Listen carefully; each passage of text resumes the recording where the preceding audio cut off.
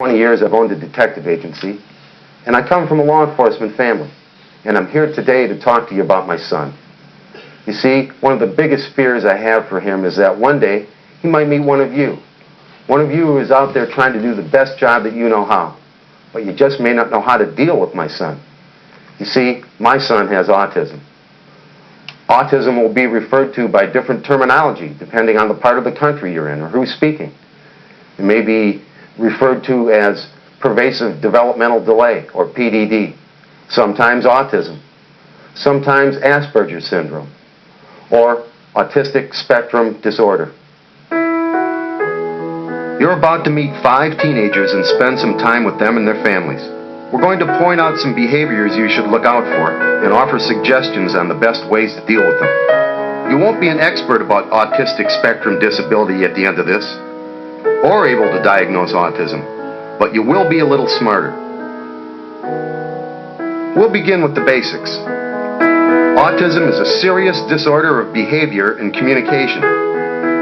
15 children out of every 10,000 are born with autism. Boys 4 times more likely than girls. Characteristics are usually noticed in the first 3 years of life. There's no specific test to diagnose autism, but there are many behavioral indicators. Here are 5. Abnormal ways of relating to people. A child with autism may avoid eye contact. Unusual attachment to inanimate objects, like toys. Communications disorders like poor use of language. In fact, children with autism have a lot of trouble understanding the purpose of communication. Impulsive behavior with no real fear of danger. And repetitive movements, like arm movements or rocking. We don't yet know what causes autism. We do know that it's not caused by the parents' personalities or the way they raise their kids. And we know that it lasts a lifetime, even though some people make remarkable gains.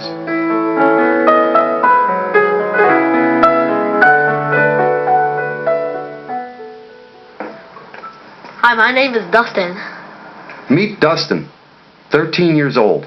He's very talkative. He looks at you when he's talking. What does that taste? His favorite thing to do when he gets home from school every day is to, as he puts it, play with his guys. Dustin is an engaging child. His vocabulary is impressive. At first glance, you may not notice anything unusual, but take a second look. Talk to him and you'll soon notice that Dustin likes to ask questions. Can I finish this now? What are we going to do now? What's inside that camera? What time are we leaving? A lot of questions. Why?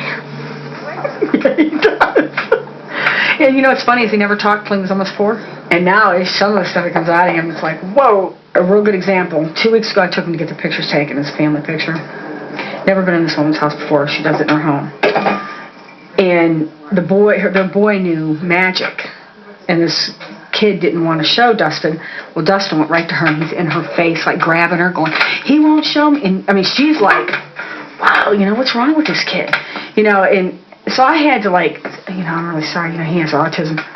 Well, what's autism? You know, but she's in a panic state because this boy's, and he's kind of big, and that, like, situations like that, it's so embarrassing, you know. We followed Dustin and his family as they went to their neighborhood grocery store. Did she buy you some AA? Yeah. All right, then you don't need them. Hang on to your coupon. It's the continuous questioning of stuff. You know, like, he was on them batteries. Normally, even if he has a pack of batteries at home, he would still want those batteries because they go to his guys and he doesn't ever want to run out. Normally, he doesn't like to go to the store, but there's things that we have to take him because you can't leave him home by himself. But basically, it's just the constant questions, and he doesn't know how to make up his mind, like in them videos. He wanted the Sesame Street thing only because of his squeezable guys that he has, the ones that talk like the Talking Elmo and Ernie, but he really doesn't like it enough to want the video, so he sits and contemplates over it until we say something. But if we don't say anything, he'd just sit there, keep thinking about trying to make up his mind, which he really didn't want it in to begin with. The family says they worry about Dustin playing with the neighborhood kids, that the kids don't understand Dustin, and Dustin doesn't understand them. But the worry doesn't stop there. They say their experiences taught them that there are a lot of grown-ups who don't understand as well. So he's a neat kid, you know. He really is. He's a really neat kid, and you just got to have patience with him, you know. And that's the key. It's just patience, and that's the only way he's going to make it.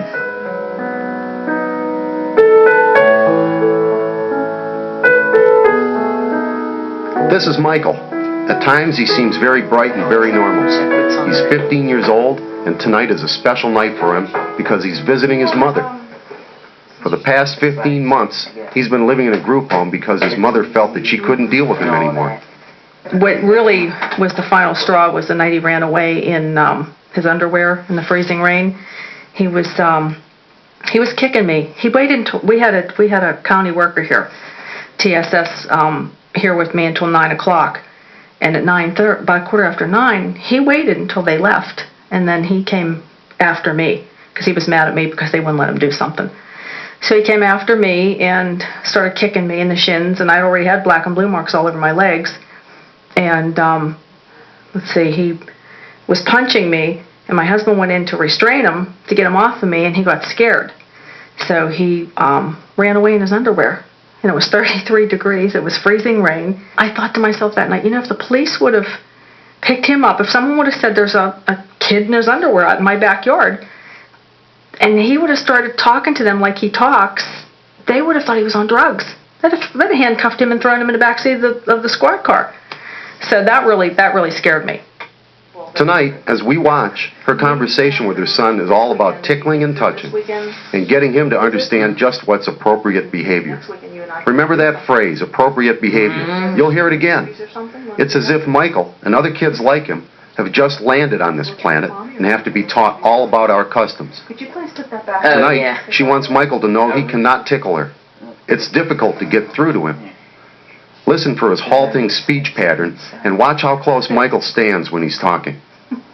I just want to ask you something. What? Remember, I always go coochie coochie coo, and I sometimes smack you. You're not supposed to do that anymore. Yeah, and when I tickle you, I had a question. Is that like a private part? Yeah, a 15-year-old boy doesn't look right walking up and sticking his finger in his mother's underarm.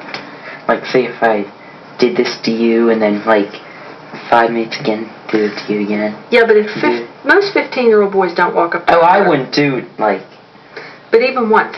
Well, you have to really explain things to Michael. I mean, you can't just give him a quick answer because he really doesn't understand.